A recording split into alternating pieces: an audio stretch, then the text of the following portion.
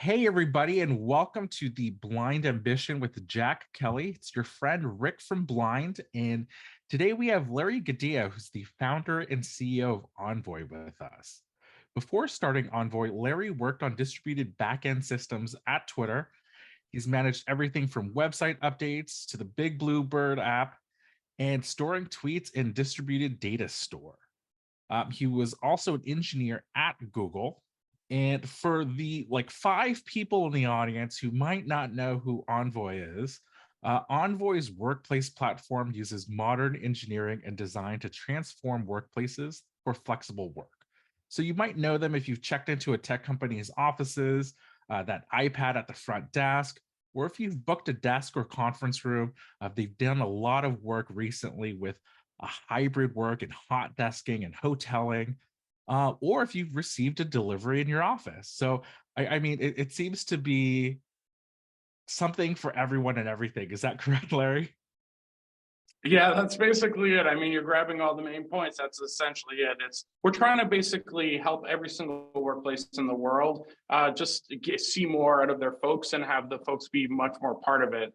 The analytics is all part of it. Everything from the user experience is extremely important. Like, I think a lot of software for workplaces exists. A lot of software exists for lots of industries, but a lot of time the experience just really isn't there. So what we're trying to do is take a very traditional industry and bring really great experiences and empower the people inside of the office to really make better decisions. So yeah, we're really excited about it. We're very workplace focused. That's what our company is. That's what I've started like literally almost 10 years ago. And it's really something that is I've been super passionate about. Don't get me wrong, COVID and all this stuff has been very weird for us, that's for sure. But despite all that, we just continue launching new products, building new things, and I've never been more excited. It's just constantly building. That's the fun part. That's great. Hey, can we take a step back, Larry? Because you have a really interesting backstory from when we spoke last. Could you really quickly you came to the tech world from communist Romania, if I remember correctly, right? Could you just yeah. And then I think you got a job when you well, I don't want to spoil it. So maybe you could kind of give a quick how you got into Google and Twitter and all these cool companies. Yeah. I mean, so yeah, I was born in Romania, and my parents and my brother and everybody, we were trying to kind of it was a whole communist government. There's like this Ceausescu guy, and like we basically really it was not a great environment. My parents were like, our kids are not gonna grow up learning the right things here. We gotta go. So I basically got smuggled out of the country and into Germany, where we lived for about a year or two. And in that period, my mom was like cleaning houses under the table. My dad was picking berries, like really building this whole you got to do what you got to do kind of mindset. And they were amassing money at the time. And again, remember, the Romania things were in the country, in Romania, not in Germany. So we were there. And then I grew up from there. And then we went to Canada when I was like 3 years old or something like that. And in Canada, that's really where I grew up, and until I basically graduated from school and moved over to Silicon Valley. But while I was in school, I was doing game copy protection, reverse engineering. I was doing all this different kind of systems that these companies put in place to prevent people from doing certain things. I don't know. This is my teenage rebellion, and I was literally working on these different systems, and it was a lot of fun. But then Google, in I think it was 2005, launched this thing called Google Desktop Search. It was a way of searching files on your computer just like you would the internet. But I was really excited about it because I got the ability to I used, for whatever reason, I don't know, maybe it's a Canada thing, I used WordPerfect at the time, and it's like a Microsoft Word except not by Microsoft. And it was pretty good, but this Google Desktop Search didn't search my files in that. I had all my I don't know what book reports or whatever it is that high school kids have on their computer at the time. So basically I wrote, I patched into the executable to also index these WordPerfect files so I could use this Google product. At the time I was very into Google, still am, but at the time, I was 16, 17 years old, super excited about all this stuff. How'd you get a job when you were 16 at Google? That's crazy. Yeah, so no, it is. So basically what happened is they looked at this thing and they're like, So what happened is all these lawyers, it turns out, in the industry, especially in the US, the lawyers were using WordPerfect for like litigation cases. So they were like transcribing things and they needed that searched. So what I did is I was like, I didn't know. I just built this thing for myself so I can get my freaking book reports searchable. But like, it turns out all these lawyers needed it. So overnight, it got like millions of users, and Google just reached out to me and they're like, okay, hold up. Like, how do we like, okay, so first of all, you're not allowed to do what you're doing. This is totally against our terms of service. Also, are you looking for work? Because we'd much rather just have you do this here legitimately versus this weird, sketchy, like reverse engineering you're doing it for our executables. So basically, they ended up hiring me straight out of high school. Now, if you know anything about international law, like Canada, you can't go to the US without having like 7 degrees and like be a Nobel laureate. But there was like all this stuff you can do. So I had to actually graduate from school first. So I was training while my first like internship for the first few months. And then basically Google created a Google Canada entity where I then was employed in. And then I was working on that as my full-time job while my full-time job at school also existed. So basically I had 2 40-hour work weeks, and that was fun. So yeah. Dude, that's incredible. Rick, what were you doing? Like, I'm embarrassed to say what I was doing, like in high school compared to, I wasn't making Google features. How about you, Rick? Were you, Yeah, so my background was in political lobbying. And Yeah. so I was reading campaign speeches and interning at like focus groups, right? Like, oh, that's pretty cool. no, it's Were you not. doing any of that in WordPerfect is the real question. I was not doing it in WordPerfect, unfortunately. Now, I'm curious, how did Google discover that you had created this program? Did you put it up online, kind of Yeah. crowdsource Yeah, it? it was open source. I put it on this thing. It was called like Planet Source Code or something.com. This was back in the day. It's probably been acquired like 10 times by now. And it was open source. People could just go on it. And people were like, this is really useful. And the way they discovered it was just the demand was coming in. And like any team that's just launched a product, they were very excited to see what is this thing that has been created on our platform. Now, they didn't really have a platform at the time. It was just this like very fixed thing that could only do one thing. But so they were surprised to see a whole like plugin system be built, even though they didn't do it. So yeah, that certainly raised eyebrows. And eventually they like found a way of contacting me. There I was expecting like Google lawyers that are like, you're going to jail for your whole life. Good luck with that.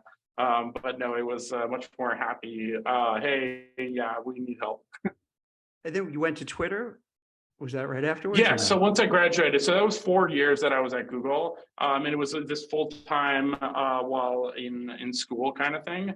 It's what I tell people. It's what keeps me sane. It's what kept me sane during the schooling period, because school can be very theoretical. Obviously, that's how you learn the fundamentals. But at the same time, I knew a lot of that stuff, or at least I thought I knew it. But it's having Google as like the thing to calm me down was very, very helpful. But yeah, after I graduated, so it was 4 years while in school, and then after that, I finally got the visas and all that stuff to be able to move over to the US. And I joined Twitter when we were 40 people. And I brought Memcache to Twitter, and like I did a whole bunch of different things with like our different performance teams, and I even like contributed to Cassandra and all these distributed stores. So lots of different projects. Yeah, it was definitely a lot of fun. Very different world. What was it like Google being versus Twitter. What was it like being like just 40 people at Twitter at the time? That must have been. It was chaotic. It was chaotic. There was nothing really figured out. We were doing our best to keep it online. I mean, we had thousands, it was something like 40,000 requests a second. We were trying to keep the systems online and just like processing, let the tweets flow. But also like just logistically, when you're in a company that's that small, you just notice all these like loose ends. I just came from Google where everything was super buttoned up. Everything like there's just like Reese's Pieces. You could like note which mini micro kitchens had them. And it's like at Twitter, we didn't have anything. We didn't like, I mean, this is part of the inspiration of Envoy. It was around like, hey, Google had like visitor stuff. They had all these meeting rooms, Arduinos everywhere. They had, or whatever their Arduino equivalent was at the time. They had all these different like home built systems to do really cool things around the office. And then when I went to Twitter, we had none of that. And like these people would be randomly walking around and looking for someone. It's like, dude, you're on the wrong floor. Also, how did you get in here? Also, do we not even have security? It just kind of got in this world of like, this is really like workplace technology really is not where it could be. And the whole purpose was like, hey, I bet you if we were to build software for companies like Twitter, who had very little at the time, in terms of like home built, really great experience for software, I bet you that would work really well. And in the end, that's what ended up happening. And we ended up like building this. The visitors product took off like crazy. We then used like that to get deliveries in. And then over time, we built rooms and desks. And now it's all this mapping stuff. It's like, it's really exciting. It's kind of what Google was like in 2005, except it's for everyone. So yeah, it takes a lot to scale to all companies, that's for sure. Google had it a little bit easier when it's just them. I don't mean to pry in this, but like, so, okay, you did this on your own, or did you like go to your bosses and say, I want to do it? You're just like, F it, I'm going to do this because I think it's interesting and cool. Well, I mean, I started a company around it. So I was, I mean, at Twitter, when you were doing it at Twitter, like putting that together. So I wasn't doing any of this at Twitter. Like it was basically, I was noticing that these are the things that are missing. And I was like, this is, well, we did have like, we had a hack week and somebody actually built out like a meeting room scheduling thing. And I'm like, wait, this is another example of something that I saw at Google. And I just got this theory that like, it's really strange. Like all these companies like Google, Facebook, Apple, they have the extra engineers where they can actually like build this stuff out.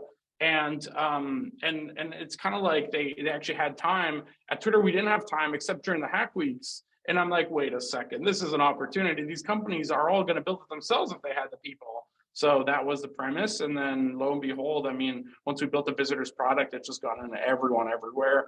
Even today, it's like hundreds of thousands of people every single day are going through the iPads all around the world. And that's like of a visitors product. Like, I mean, COVID really impacted a lot of our numbers and everything. But it's just like for the companies that are back and doing their thing, they're back and doing their thing. So we want to just appeal really well to the companies that have decided they want more camaraderie, more people together, more kind of team building in person. And that's really how our company thrives today. Wait, so how many clients do you have now? How many companies? I mean, it's definitely in the tens of thousands of companies that are using or offices that are using it. I think it's in the high thousands right now for just the amount of companies, logo customers, which is a lot more than the one we had at Google when we were doing it there. But it's yeah, so that was fun. It's definitely been a learning experience, that's for sure. So Larry, you have your hand on the pulse of in office, and there's like obviously always this big debate, remote, in office. And now to me, Rick, I don't know what you're saying. It does feel like there's a little push to get back in the office. Yeah, I mean, it is certainly the trend, right? Where CEOs want their employees back. They're saying, oh, we're looking at the productivity of some of the folks that were recently hired in a completely all remote or primarily remote focused environment and saying, their performance just isn't cutting it. And it's because the company failed, right? We haven't done the training. We haven't done the onboarding. We haven't had the mentorship and kind of that, on site, that spontaneous kind of aha moments. Those are all gone, right? It has to be a bit more intentional when I have to kind of decide to send you a Slack message or decide to start a call with you. Are you seeing people kind are of just that? bad. Yeah, absolutely. I'm seeing it all the time. Like people are naturally bad at communication. That's just like a first principle. It will always be true. It will never change. It is very hard to be a great communicator. Also, just people and discipline is also very hard too. It is a first principle as well. You will never have the majority of a populace be really good at discipline. Discipline is just not great in people on average because it takes a lot of work and a lot of pain and stuff to train it into folks. So essentially what happens is you have this world now that is predisposed to not working really well when separated from each other. And you have folks that are good at it and they speak up and say how good it is for them. And you have folks that are maybe not as good at it, but maybe convincing themselves that they are. Or you have companies that kind of see the cost savings. So it's like, hey, wait a second, if we don't have to buy chairs and monitors and desks for these people, we can save more money and get more out of these people that are at home. And they think it's great because they get their flexibility. Great. So they do these systems, but then it's kind of like a lot of companies now are starting to notice, hey, the people we hired in the last 2, 3 years, I don't know if they're quite as good or like learning nearly as fast as the others. And that's really the piece. So this has happened millions of times in the history of the earth and like all that. And essentially what's happened is companies do different things. Some companies literally have a like office at the top that like oversees the workers, and they're like looking down on the workers to see if they're working. So some companies like factories like literally operate like that. And some companies are fully distributed and remote. So there's always going to be lots of different ways that companies and people operate. And some are going to work for some industries, some for others. Sometimes the margins are really good in certain industries, so they can get away with more waste or more issues. Sometimes not. And I think competition also controls for a lot of these factors as well. So I just think the world's just going to see a lot of different ways of being. And we are very opinionated as Envoy. We want to be very specifically for companies that want people in workplaces and that want to create that great experience for people in workplaces. And that is our focus. We want to make that transition either back or just being in to be the best experience it can be. And that's what we're working on. Some people want to be full remote. That's awesome, great for them. But what's important is the companies to make that decision, and they're very clear about what their decision is. If they keep kind of like saying one thing and like saying, yeah, no, we totally support remote, but also like, we can't wait to welcome you back in the office. Those are weird statements to be saying from the same company. So I think it's really important that companies just say it very clearly. What is their policy? Why do they do it? We're seeing a lot of companies have a lot of success with that. It turns out that massive amount of attrition that everyone was so terrified about never really happened. I have yet to read one article where one company is like, hey, we announced the 3-day policy and everyone quit. Not one single company have I read yet that this happened. And it's kind of like, I don't think it's going to happen. I think a lot of exec teams are pretty concerned right now over things that they just got to get back into getting their companies back online, because it's like these companies are very, very vulnerable and broken these days. And I think you just need to get some people together and solve this stuff out of isolation. You know, if I could just piggyback on that last point you made, I've noticed that for the last, I'd say 6 months, Rick, I don't know if you see it too. It just seems, yeah, you hear those TikTok, memes of, bare minimum Monday, try less Tuesdays, act your wage, quiet quitting. You can keep going on with it. Rage applying for jobs. But the undercard, putting it all together, it just seems that people are just disconnected from their work, whether a remote, at home, hybrid, whatever. Why do you think that is? Is it just because everything seems like was it FUD, fear, uncertainty, and doom lately? Is that it? What do you guys think? Yeah, I do think it's like there is an awful lot of, it's just a lot of change, and people, first of all, they don't know each other. So it's very hard for well-hearted people to make big decisions about others. If you're away from someone, if you're like not in constant contact with folks, like you're going to feel much more nervous. You're going to know them a lot less. The humanization is going to be a lot less too. And I think a lot of, like, obviously humans are very social creatures. They're going to want to know each other, and they're going to want to make assessment based on gut. You can't do any gut decisions if everybody's away from each other. So I think that though that does sound like an ideal world, and don't get me wrong, as an engineer, I would love to see more data-driven decision making. But at the end of the day, data-driven requires a lot of data, it requires time, it requires a lot of thinking. And if companies want to compete and win, they're going to have to make decisions quickly. So hard to do that. And if you don't trust the people around you, if they don't trust you, if the trust is not 1000%, you are going to lose to your competitor, who's going to absolutely have that. Now, they may have their own problems, but trust is nothing more important. I'm curious, like back to this point about like data-driven decisions, right? Folks that are interested in staying remote or kind of going distributed forever, they might point at the last 2.5 years of saying, well, the whole world suddenly had to work remotely, our company included. The workplace seemed fine. I felt just as productive as ever. Our company didn't crash and burn.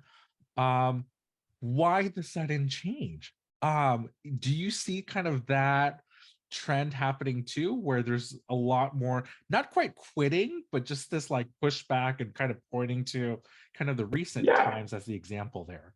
Yeah, it's pretty natural. I mean, it's always pretty natural for folks to kind of see other issues other than kind of maybe what they're doing or what their team's doing. There's a couple pieces here. One I would say is that companies are not doing okay. This is not like everything's great, I'm more productive than ever. Just look at the numbers. The numbers right now show companies are literally running out of money. They're struggling, layoffs left, right, and center. It is anything but great times right now. So if anybody's making any kind of argument about everything's great, just look at the numbers. Like, we should look at those numbers together.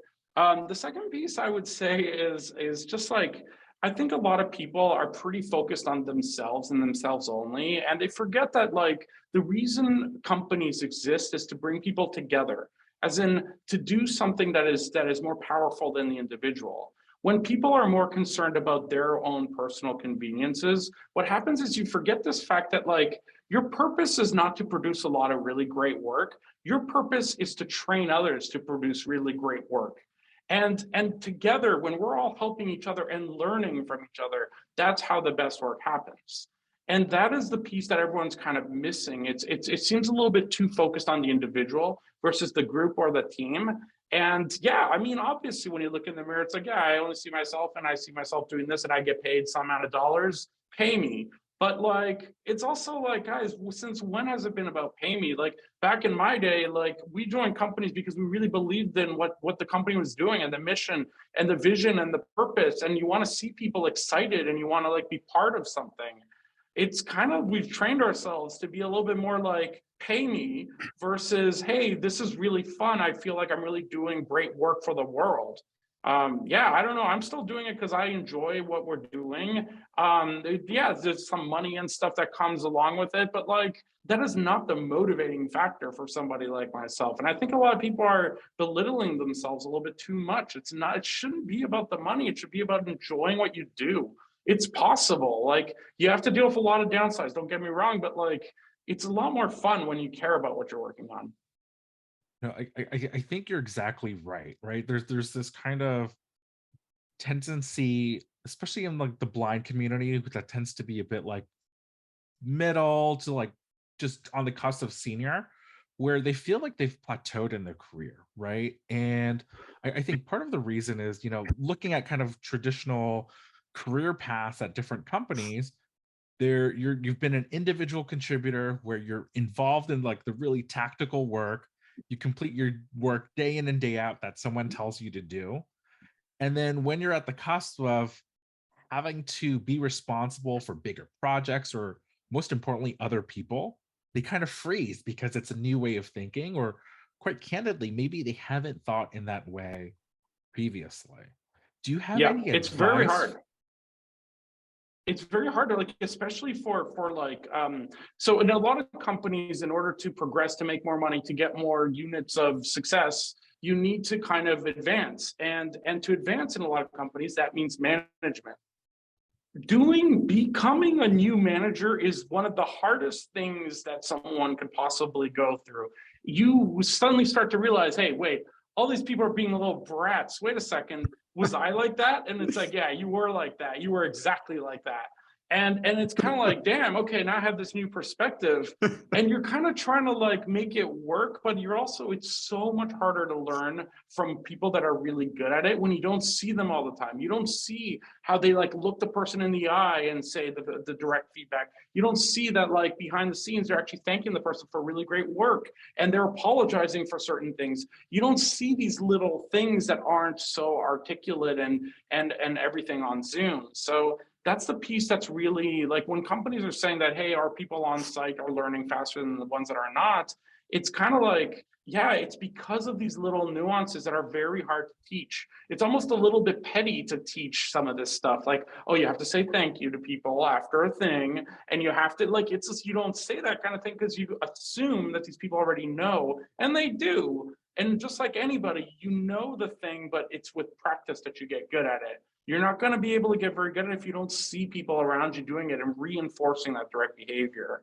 So that's another reason why. I mean, of course, we're going to be proponents of in office and just people together. But I just think it's just much more fun and easier to learn. And I don't know, I'm somebody that loves learning new things. That's why I took this job. I foolishly thought it would be really fun to learn all the crazy things. And let me tell you, I'm learning lots of crazy things. But yeah, it's an adventure every day. When you talked about managers, what do you think of Mark Zuckerberg, who recently was like, hey, we want to stop having managers managing managers, managing managers, managing managers.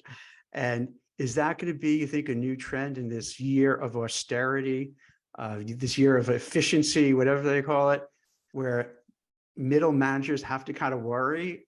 Or people who wanted to be a manager might say, I don't know if now that's a career path for me. Maybe I'm going to do something different.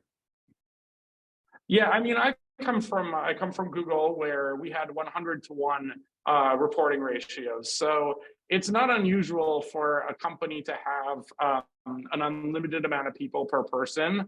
But it is also a world where it's just a lot about, you have to hire the right people that are very effective on their own, and that are people that are going to find work to do without their boss kind of pointing at them and say, you do this.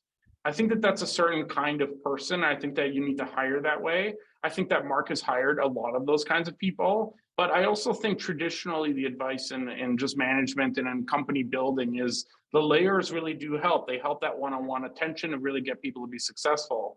Problem is that you need a lot of support to be training somebody from scratch to be successful. So I think that Mark and his team are going to be working a lot on like, hey, how do we make a high ratio reporting structure where you hire people that are very self kind of motivated and self kind of they can learn on their own.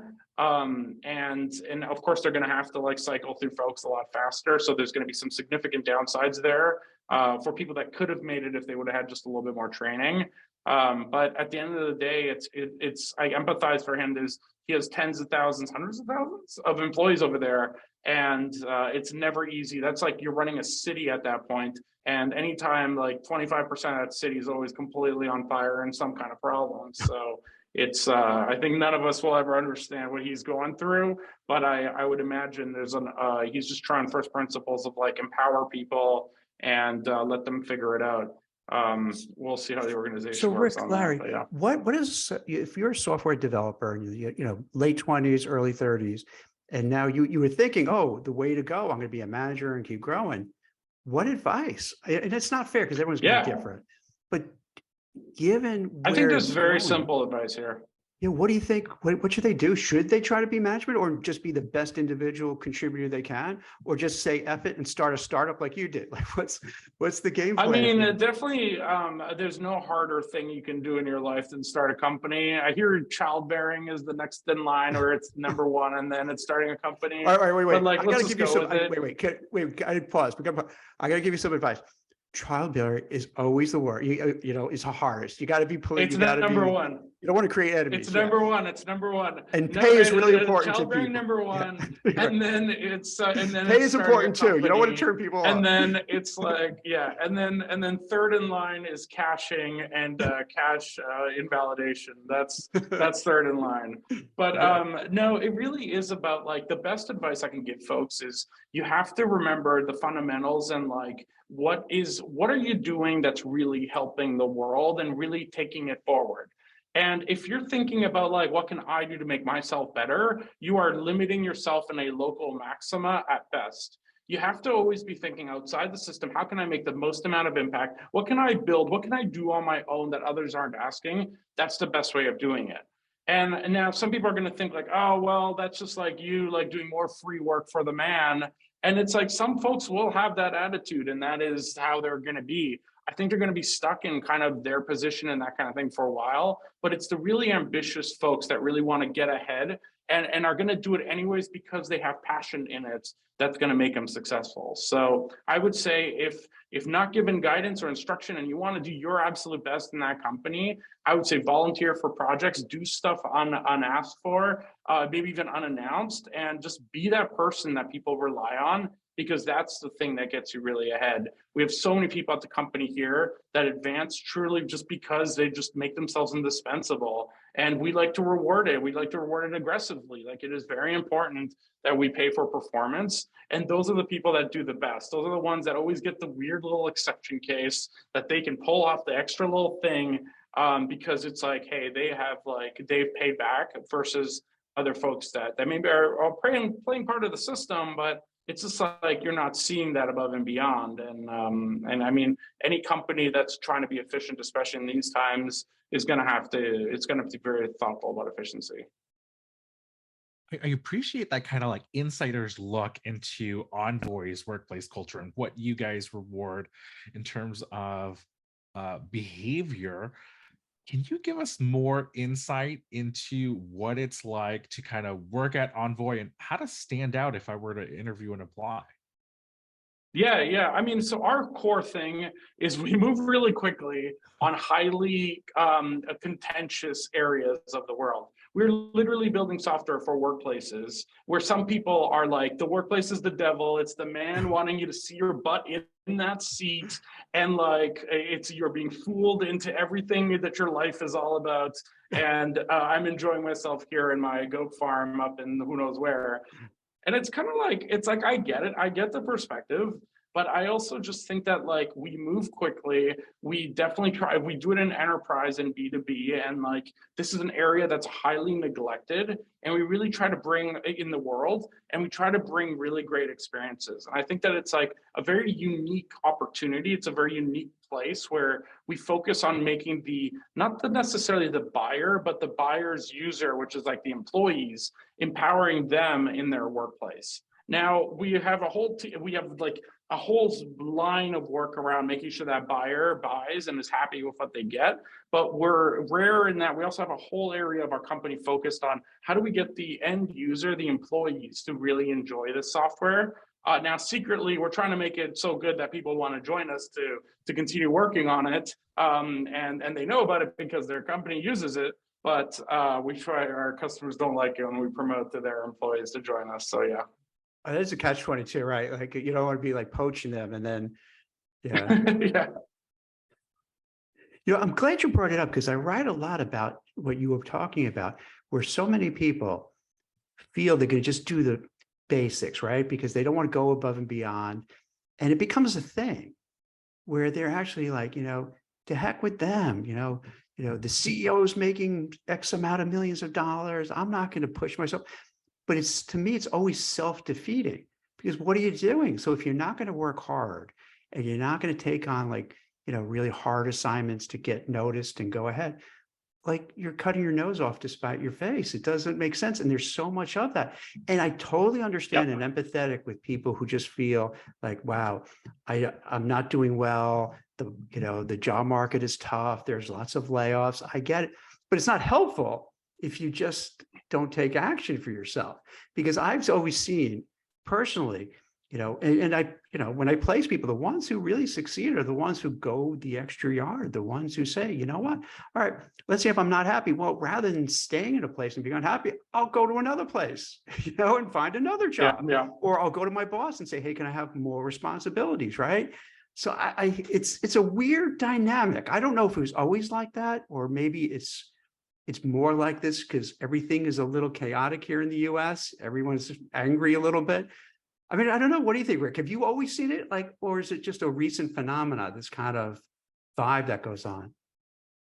So I'm what the blind community might call a so-called bootlicker, because I have this like very like traditional conservative, like kind of like, I'm not the smartest guy in the room, but I know I have the level playing field of 24 hours a day, and I can dedicate more hours, right? I'm just willing to wait, I can't. Why bootleg? Wait, I gotta get back to that. Why would they say that's such a I was gonna show my shoes, and these are not boots, for the record. I hate that term. It's so ugly. But why would why? It's like the modern day kind of word for kind of kiss up.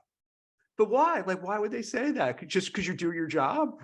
and you Well, want to do no, well? I think it's just the kind of like when you're kind of quote unquote sticking up for the man, right? Or you're being that do-gooder, the goody two, the nerd that reminds the teacher that they have to collect the homework, Oh, so you're not, if you're not grumbling or complaining about the boss, then you're a bootlicker. I'm being a little like teasing, Facetious. right? Yeah, But well, that's yeah, why it was the whole idea of a podcast. You want to right. But make it a it's little that fun, feeling, right? amp Of it up a little bit. I'm not the smartest person, and I'll openly admit that every single day. There's many things that I can't do, right? And the one thing that I do have in spades is time, right? I just naturally don't sleep, and so I can dedicate more hours into the day, right? Where I will just learn. And that's kind of goes back to what Larry was saying is, and all these other CEOs that we're reading about in the headlines, there's always like that guy that can do the spreadsheets the fastest, that knows all of the macros, that knows the like tips and tricks of the office and the company, right? And if you don't sit next to her, you can't get that information, right? And I'm the type of person that's willing to like stay long and say like, oh, Deborah's the best at doing this. I want to like just steal all of her ideas and learn from her, right? But others are like, well, I'm the PR person. My job is just to get, these like media mentions. So I'll go reach out to reporters. And at the end of the day, when their work is done and they're no longer in the newsroom, I can go home, right? And I've just always had this kind of like, how do I figure out like the hacks to kind of leveling up my career, right? Like when I first got out of college, I worked in lobbying, which is incredibly rare, right? Usually you work as an aide, become a chief of staff for a politician, you become the politician, you retire, and you get into that revolving door. Whereas I skipped it and said, I will like start at the very bottom, doing all of the grunt work that no one wants to do, right? Like I was writing uh literature that basically people throw away, right? Like those copies of like Yes on A. I wrote that copy. No one wanted to do it because everyone knew you just chuck it in the recycling bin, right? They need And I to was know it like, exists, though. They need to know it exists. So it's good you right, I did that. think so. And so I've always been that person, right? Like working in PR, like I had to learn how to write a press release on my own. And how I did it was I literally read hundreds of press releases and figured out, oh, there's a format, there's a template. And then you do the research of, okay, this company issued a press release on this day. Go on Google News and see what news coverage was it. Am I impressed with what they got? Oh, and you're kind of like sensing those patterns on your own, right? And I think a lot of, I guess, what Envoy really does is they really seek to find people that are self-motivated, that are willing to kind of take not even the extra step, but take a step to kind of learn and kind of like have that growth mentality, that growth mindset. I think is quite impressive. Yeah. Yeah, I think that that's the only way, like for folks that are really passionate and excited and like really ambitious, I think the best way to leverage those folks and like for them to feel really like they're accomplishing big things is to get themselves near other people. Like like you are who you surround yourself by. If you're surrounding yourself by nobody, you're not going to change very much. You're not going to learn nearly as much, but you're still going to learn things. Like, don't get me wrong, this isn't a 1 or 0 kind of thing. I do think that there's a gradient here, but I just think you're gonna, if you want to optimize yourself for learning and being better and being more powerful and more like influential because of the merit of the work you do, like I just think it's like you got to get yourself out there. There's a little bit of personal marketing that needs to happen. And I think a lot of people are forgetting that fact. Like you have to be a lot better at communication. And remember, like what I said earlier, is like people are bad at communication. So you just have to go above and beyond and really getting yourself out there. But I don't know. I think it's like some people, they don't need that. And like, don't get me wrong. I think those people are great. And I think that they can be very successful in their thing. Not everybody like goes home after work and like works on side projects and like even has the headspace to think that way. Not everybody even has the option, by the way, even at the company that they're at, to be that successful person. So I think going back on the point where people are like frustrated and stuff, I think not every environment is like that. So I think people are not necessarily rewarded everywhere for being ambitious, for going above and beyond. And I think that that's the piece that like I think a lot of companies can do better at. We try our best to really acknowledge that above and beyond, because it's just how I feel about this stuff. Like it's how I was operating as an IC when I was doing that. But it's just, I think it's just different companies, different cultures. No, I think it makes a lot of sense, right? I don't know, Jack, like maybe it's just me thinking out loud, but kind of it seems to be this like very recent trend of like acting your wage or not wanting to kind of have to take these extra steps, right? Where I think people kind of want to just like go in and be like, this is my job. These are the bullet points that were in my job posting, my responsibilities. I want to say that might be a more modern phenomenon, but 100%. maybe Yeah. just, yeah. I agree 100% because it's, yeah, and I think it's probably as you were talking about it before, I think a lot of it maybe has to do with social media, because turn back the clock, right? I'm a little older than you guys, and what happened is, did people grumble about their jobs? Of course. Did people complain? Did they bitch and moan and talk about the boss behind his or her back? Yeah. But with social media now, it's like you could see it everywhere. You go on TikTok and they're coming up with all these like catchphrases. Each week is a different one. And then it makes other people kind of say, huh, yeah. And they get vocal about it too. And then also, I wonder too, when you have high inflation, you have high interest rates, you graduate from college, right? Think about for the average person lately, you graduate from college, you're completely in debt. You have a burden of tuition you have to pay back. It's so hard now, especially with higher interest rates, to buy a home. It's rental properties in Manhattan is like $5,000 a month. So Oh wow, you guys are getting a deal. It's like, that's pretty good. Well, that's good. Not any better. Let's put it that way. Get out of here. It's more in San Francisco. It's no, wait, where there. are you? San Francisco or you're Seattle? Oh, where are you? San Francisco. So today I'm in Seattle. I'm visiting Seattle, meeting over here. We have our little office, and cool. we're so it's just saying hi to the team here. So really? I think for a lot of people, it's really rough. You have the debt, you see inflation, everything is going up, and then with social media, going Instagram, everybody has these wonderful cultivated lives, and you're looking at their lives and you're looking at your own, and it just makes you miserable and depressed. So, and then with the politicians, everyone arguing and fighting with each other, it just stirs it up more. And you see it more than ever. Yep. Yeah. Yep. So I think it just gets, everyone is angry and uptight. And I mean, listen, let's be honest. If you go on Twitter right after this, right, your old alma mater, you go to Twitter, I guarantee you within like 2-3 minutes, you're going to see a fight. You're going to see a Fight Haven pop up. I don't know if you guys see it. I don't know why I get it all the time. All People the time. beat the heck out of each other. It was never like that. It's scary. It's a choice to be angry. It's a choice to be upset. It's a choice to be vocal about this kind of stuff. I've had a personal policy that I just am not going to say anything that's angry on Twitter, and I've had this for the last 5 years. Dude, same here. And I have to like control myself. I totally see myself typing, and I'm totally like, this is the one exception. Okay, fine. No, I won't do it. And it's just like, you have to control yourself on this stuff. And I do think what you're saying, there's a feedback effect that happens there. There's a highly leveraged society. Like there's all this bad news that's happening as well. Like, of course, people are going to lash out at everything. There is such thing as the bad day.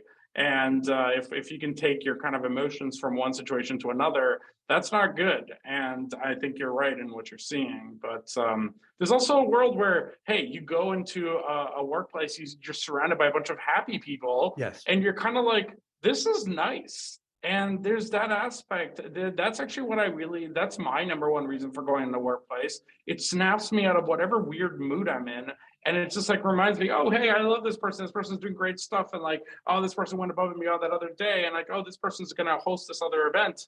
And it's just like, it reminds me of the really good things versus just always being focused on just whatever and sometimes really bad things. So yeah, that's like my plug for the workplace. Be Well, you know what? happier, have more fun.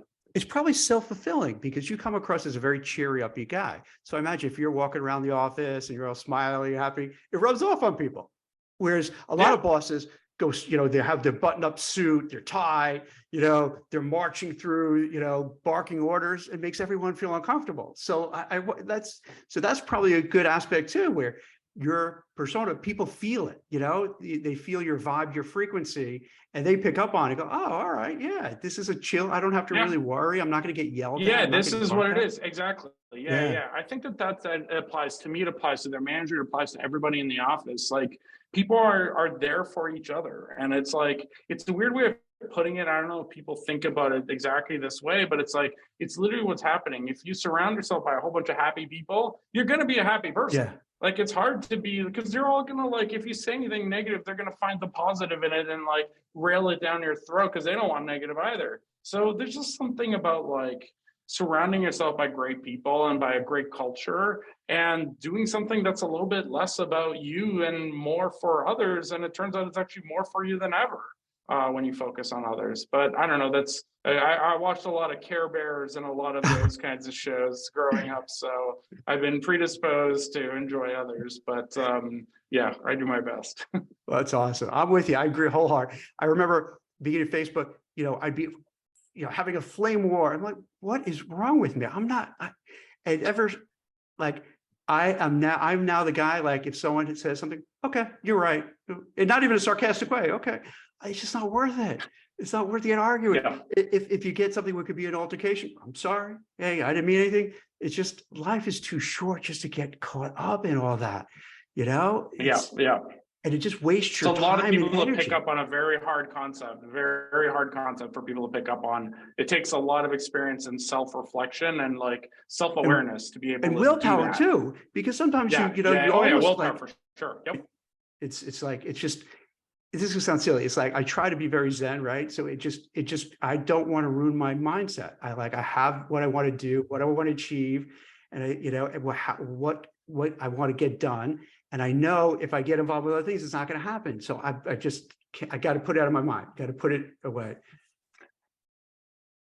No, Rick, you seem the same way too, right?